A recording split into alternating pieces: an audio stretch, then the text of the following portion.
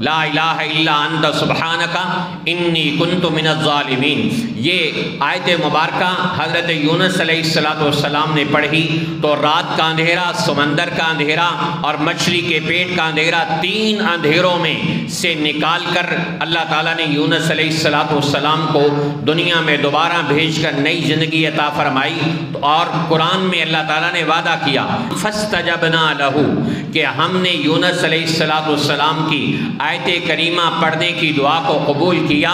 وَكَذَلِكَ نُنْجِي الْمُؤْمِنِينَ، اور ہمارا قیامت تک کے لیے مسلمانوں کو وعدہ ہے کہ اگر تم بھی آیت کریمہ پڑھنے والے بنو گے ہم تمہیں آفتوں سے، مصیبتوں سے اور تکلیفوں سے نجات دینے والے بنیں گے۔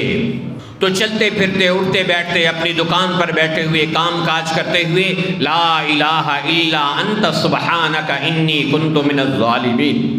اللہم اغفر للمؤمنین والمؤمنات والمسلمین والمسلمات، اپنے گناہوں پر بھی معافی اور ساری امت کی طرف سے بھی معافی۔ حدیث میں آتا ہے کہ جو آدمی یہ دعا پڑھ لے 25 مرتبہ دن میں تو دنیا میں جتنے عرب مسلمان ہیں ان سارے مسلمانوں کے برابر اللہ اس کو نیکیاں عطا فرماتا ہے۔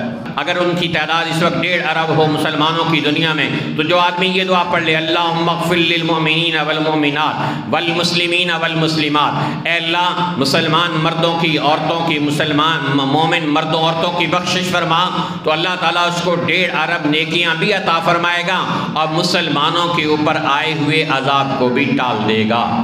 لا الہ الا انت سبحانک انی کنت من الظالمین آیت کریمہ پڑھنا چوتھا عمل ہے انسان کو اللہ کی آفت اور عذاب سے بچانے والا۔